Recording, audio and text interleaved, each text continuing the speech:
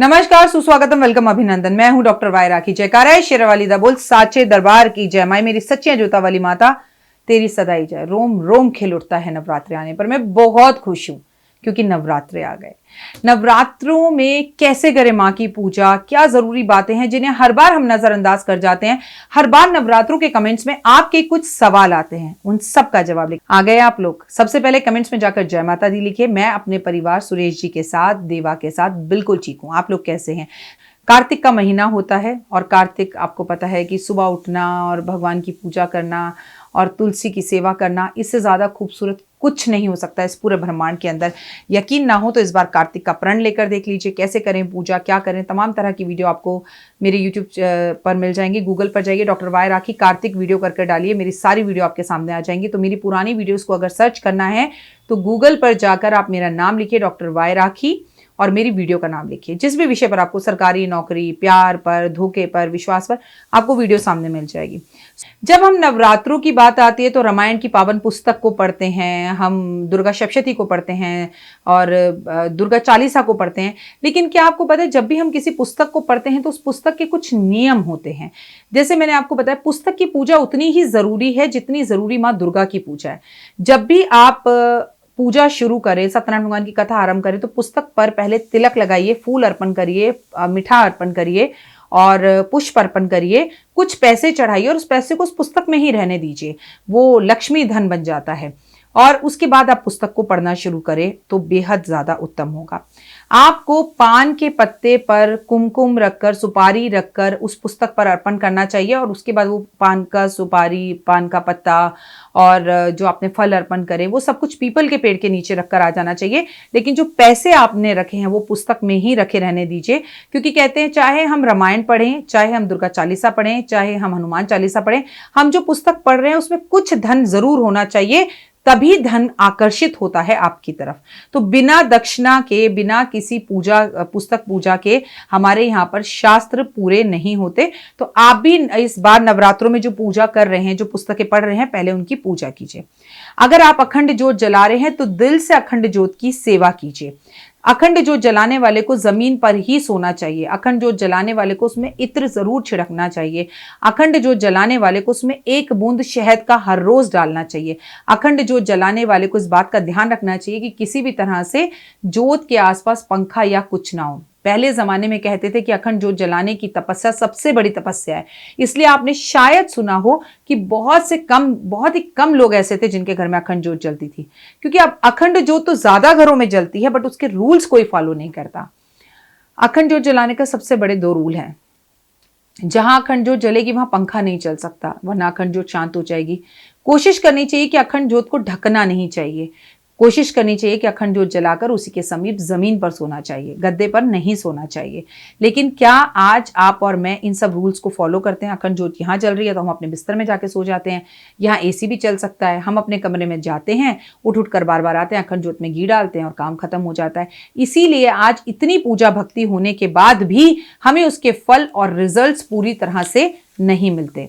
पहले तो मैं कहूंगी कि अखंड ज्योत अगर किसी वजह से शांत भी हो जाए तो इसे नेगेटिव ना लेकर पॉजिटिव लेना चाहिए और आपको ये सोचना चाहिए कि भगवान ने मेरी कोई बहुत बड़ी मुसीबत या तकलीफ या प्रॉब्लम खत्म कर दी है, और भगवान का धन्यवाद कर कर बिना वहम डाले अखंड ज्योत को दोबारा जला देना चाहिए।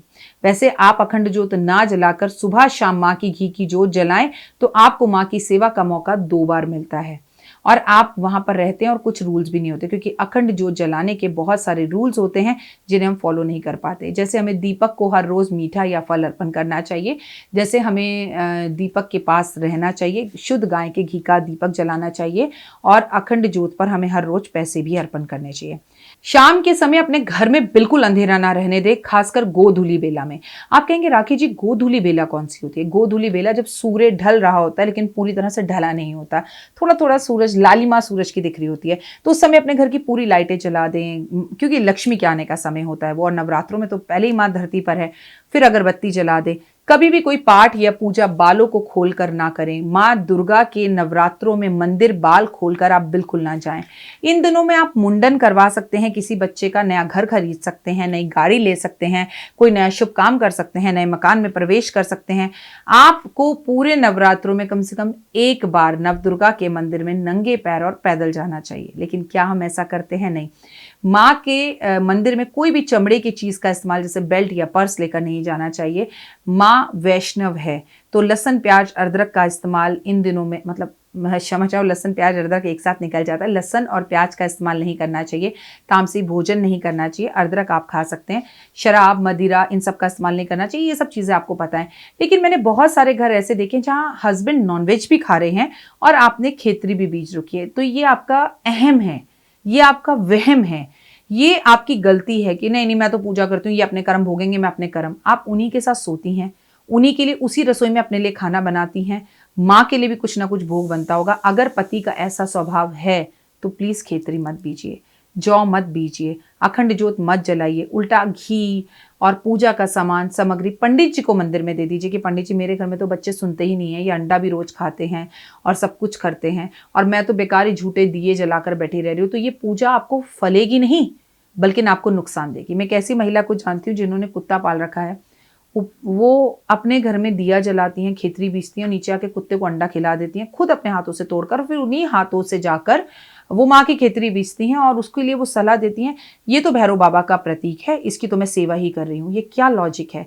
ये लॉजिक आपके अपने बनाए हुए लॉजिक हैं, ये लॉजिक अपने आप को खुश करने के लॉजिक हैं। पर उनका घर उतना ही खराब हो गया, उतना ही बर्बाद हो गया। तो भैरव बाबा ने आपके ऊपर मेहर क्यों नहीं करी? क्यों नहीं भैरव बाबा ने आपको कष्ट और तकलीफों से बचाया? क्योंकि भगवान आपको संकेत दे रहे हैं और बता रहे हैं कि तुम ये गलत कर रही हो या कर रहे हो, लेकिन मनुष्य मानता नहीं है। तो इस तरह के काम आप बिल्कुल ना करें जो आपको फायदा देने की जगह पर नुकसान पहुंचाएं। कोशिश करें कि आप मतलब सात्विक जीवन जिए। आपके शारीरिक संबंध स्थापित आपके हस्बैंड से बिल्कुल नहीं होने चाहिए। अगर माँ की जोत घर में बीजी हुई है आपने, तो किसी की बुराई और अच्छाई में नहीं पड़ना है आपको। माँ के खूब दुर्गा सप्तशती का पाठ किया, दान किए, माँ को भोग लगाया और दोपहर में हाँ बहन सुन, तुझे वर्मा जी का पता चला, तुझे शर्मा जी का पता चला, तो it is null then zero. आपको आपकी पूजा का कोई भी फल नहीं मिलेगा। कोशिश करनी चाहिए कि आप माँ दुर्गा की सेवा कर रही हैं, प्रण कर रही हैं, तो आईब्रोज ना बनवाएं आप। ये सब आप नवरात्रों से पहले कर लें। आप बाल ना कटवाएं, बहुत ज़्यादा इमरजेंसी ना हो तो। माँ को जो भी आप भोग लगाएं वो पान पति पत्नी को खाना चाहिए, इससे प्रेम बढ़ता है। माँ को पान का भोग जरूर लगाना चाहिए। मंदिर जाने का एक समय होता है। कभी आपने सुबह 4 बजे उठकर पूजा कर ली, कभी आपने दोपहर 12 बजे करी, कभी आपने 11 बजे कर ली, तो ये सब चीजें गलत है। नव दुर्गा के 9 दिन में जब देवी आपके घर आई हुई है तो आपका व्यवहार वैसे ही होना चाहिए जैसे एक मेहमान घर आता है कि आप उठें, सुबह उन्हें नाश्ता दें, उन्हें उनकी जरूरत की हर चीज दें, घंटी बजाएं, आरती करें, भोग लगाएं। पंचमेव का भोग जरूर हो, 5 तरह के फल का भोग जरूर हो और लौंग की आहुति माँ को जरूर दें। आपने गाय के गोबर का उपला लिया, उस पर कपूर रखा, उसमें 2 लौंग डाली, ओम ह्रीम क्लीं चामुंडा विच्चा बोलकर, और उसमें थोड़ा सा घी मिलाया और वो माँ को जरूर आपने आहुति देनी है, चाहे हर रोज चाहे एक बार। आप नवरात्रों में करें, जरूर करें।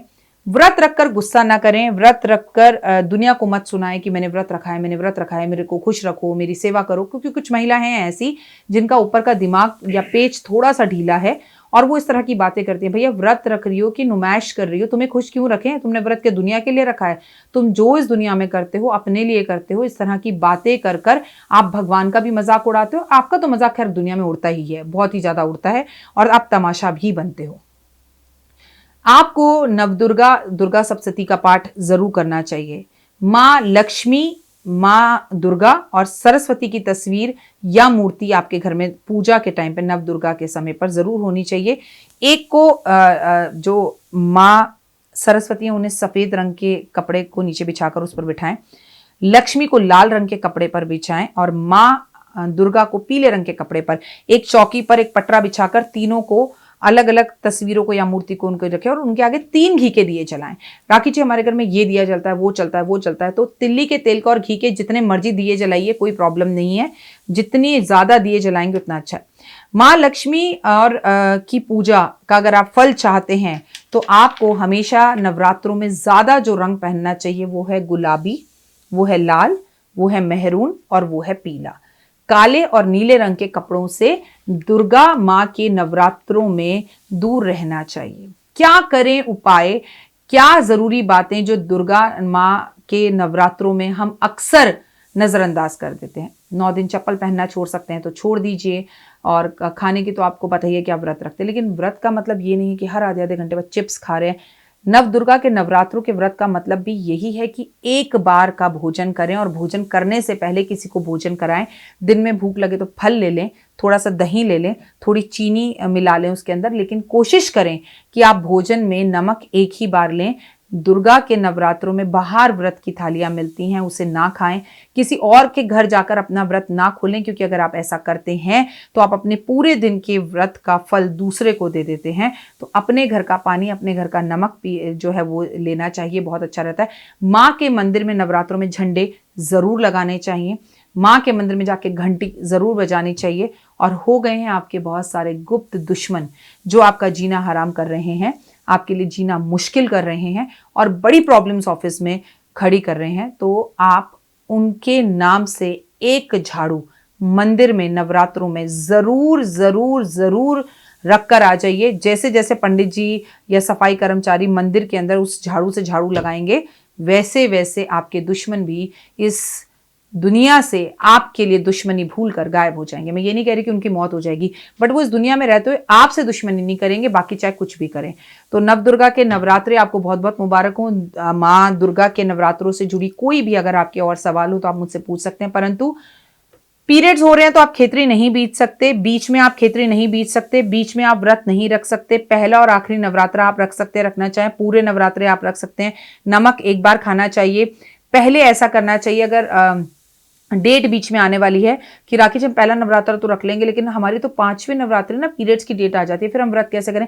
तो या तो पहले के 2 व्रत एक साथ रख लीजिए, पहला और दूसरा, या आखिरी के 7वां और 8वां रख लीजिए। और अगर आप नौमी पूजते हैं तो 7वां और 8वां रख लीजिए, और अगर आपके यहाँ पर अष्टमी पूजी जाती है तो आप 6ठा और 7वां एक साथ रखकर अष्टमी सुबह पूज लीजिए, और कन्याओं को मीठा खिलाकर हलवा पूरी छोले फिर आप खा लीजिए।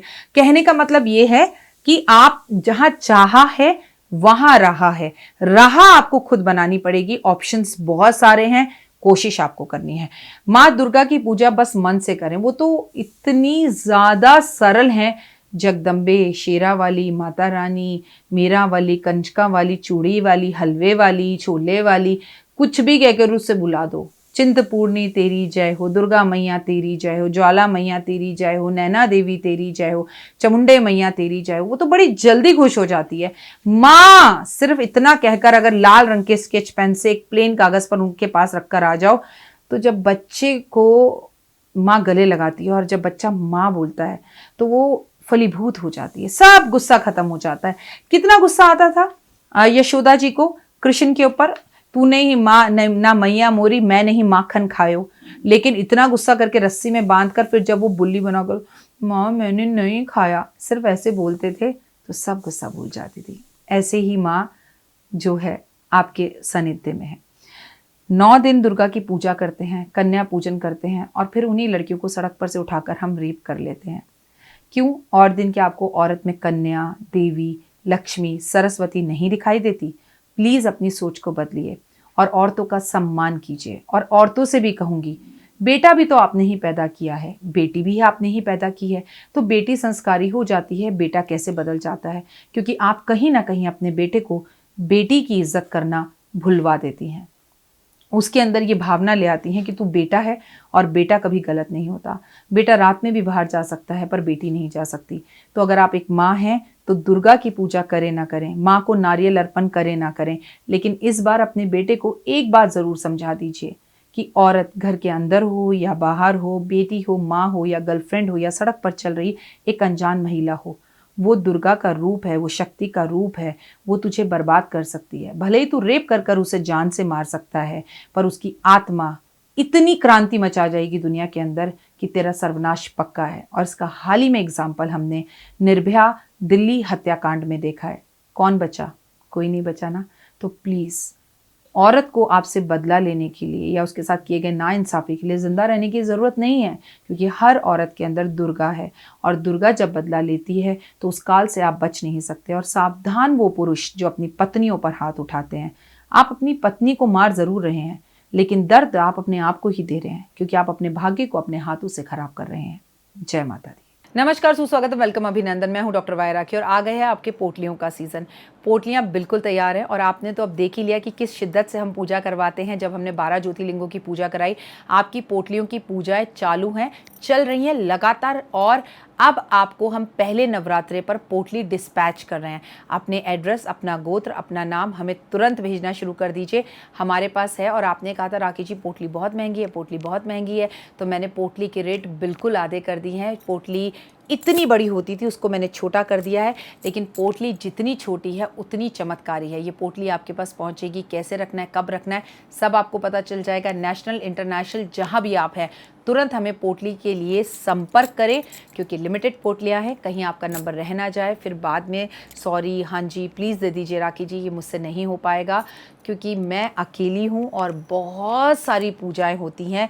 लगातार भादों में भी पूजाएं चल रही हैं, पितृपक्ष की पूजाएं चल रही हैं। तो अपनी पोटली के लिए ऑर्डर तुरंत दें, मेरी असिस्टेंट को कॉल करें। अगर वो कॉल नहीं उठाती है तो आप एक वॉइस मैसेज हमारे व्हाट्सएप पर छोड़ दें कि आपको ये पोटली चाहिए। इस पोटली को हम आपके घर भिजवाएंगे धन भर से। और पोटली के क्या चमत्कार हैं मैं नहीं बताऊंगी, पिछले साल की वीडियो जाकर शेयर करिए, 2020 राखी जी की वीडियो पोटली, और उस पर कमेंट्स पढ़िए।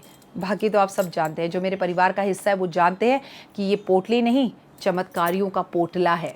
फिलहाल दीजिए इजाजत, नमस्कार। जीवन में है समस्या, नहीं मिल रहा तकलीफों से छुटकारा, नहीं मिल रही मनचाही नौकरी, टूट गया है विश्वास, सांस से आपकी बिल्कुल नहीं बनती, और खत्म हो गई है आस, भगवान से आपका विश्वास उठ चुका है।